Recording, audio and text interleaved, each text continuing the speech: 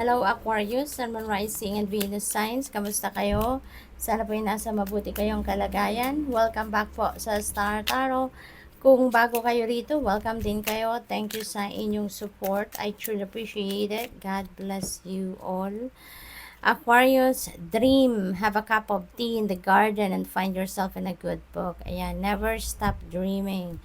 Aquarius, never stop dreaming. Napaka ganda ng pakiramdam na meron tayong mga pangarap, pero mas maganda, no? Mas magiging maganda ang pakiramdam natin kung yung pangarap natin ay dadalhin natin sa ating realidad. Kaya don't stop in just setting your dreams, no?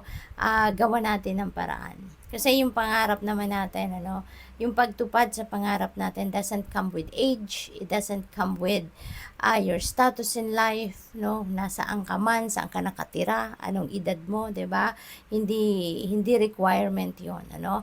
But ang kailangan lang natin dito, gawa natin ng paraan, mag-take action tayo para makalapit tayo doon sa kung ano man ang pangarap natin, 'di ba? Kasi it will remain to be a dream lang if we are not going to take action. Kung wala tayong gagawin para makalapit tayo doon sa pagtupad nito. We have potential. Ayan, you have so much potential, no? Ang dami mong tricks sa inyong sleeve na bitbit dito sa mundo. You have talents, skills, and gifts. At yun na magagamit ninyo para sa pagtupad ng inyong mga pangarap, para sa inyong pagtatagumpay. And the universe doesn't run out with opportunities, no? Lahat ng kakailanganin natin para magtagumpay tayo, nandiyan dyan. It's just all up to us on how we are going to claim it. 'Di ba? Kaya there is so much potential out there. Nasa sa atin na lang kung paano tayo didiskarte para makuha natin or ma-take advantage natin ng every potential na meron tayo dyan sa labas. We have hidden depths. You only see the surface, look beyond.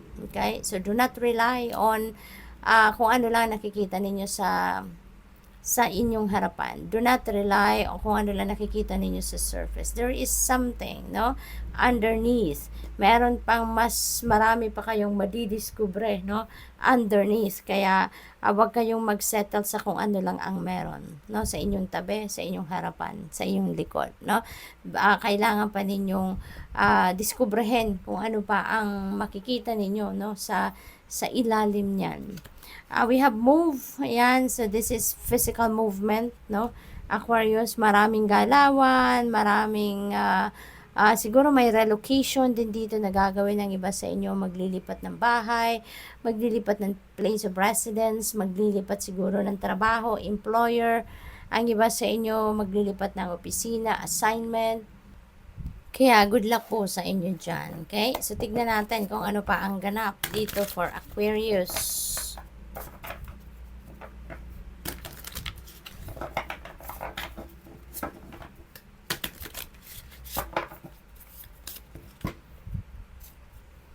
We have 9 of materials, napakaganda kasi pagdating naman sa pangkaperahang aspeto, this is really beautiful energy. This is prosperity and abundance coming your way, Aquarius. Ito na yung period wherein makukuha nyo na or makakamit nyo na yung tagumpay ninyo pagdating sa pera, no?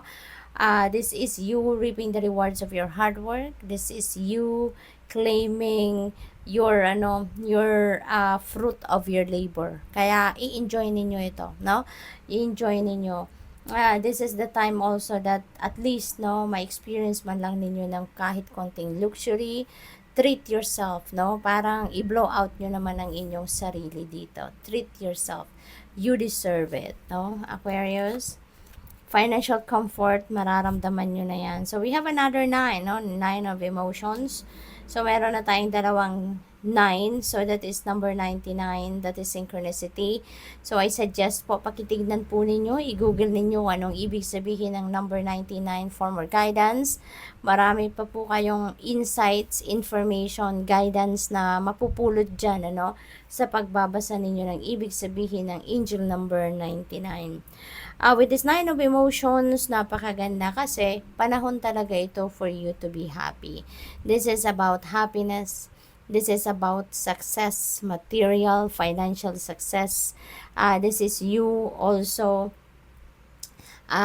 na magfulfill na ng inyong mga wishes. Meron kayong mga heart's desires na magka-come to fruition na. Wishes are coming true at this time, kaya iba yung saya ang mararamdaman ninyo.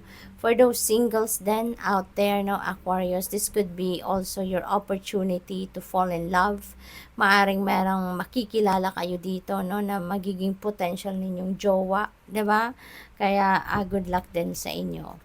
We have use of inspiration. Ayan. So, maaaring may promotion ng iba sa inyo rito. Baka mapopromote kayo into a leadership role. Baka meron din dito magiging entrepreneur, magninegosyo on the side, no, habang nagtatrabaho bilang boss sa trabaho. Baka meron ding itatayong negosyo, no? So, you're very, ngayon, entrepreneur ang peg ni Aquarius sa ngayon. So, good luck po sa inyo. Page of inspiration, maraming opportunities talaga ang paparating, kaya ito may mga balita then, no, of opportunities na pwede ninyong pagkapirahan, and that is related, no, sa inyong passion. This is related to what you really love to do. At ito, meron kayong balitang matatanggap or maaaring magkaroon na kayo ng offer, no, na magbibigay sa inyo ng trabaho that will also highlight or that will cater your talents, your gifts, no, or yung mga creativity ninyo. So good luck to that. We have Queen of Materials in terms of money, no, napakaswerte ninyo sa ngayon kasi meron kayong abundance and prosperity energy dyan. Ito rin, this is prosperity and abundance energy. So, marami talagang financial blessings and financial opportunities coming your way na ito maghahatid sa inyo ng pagbabago pagdating sa financial landscape ninyo. So, napakaswerte ninyo sa ngayon. At, naririnig ko yayamanin, ano? So, maaaring ito na yung pagkakataon ninyo, Aquarius, na maging yayamanin na talaga kayo, no?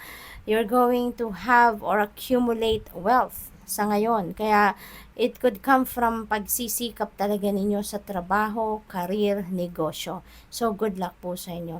Thank you for watching. Love and light. Namaste.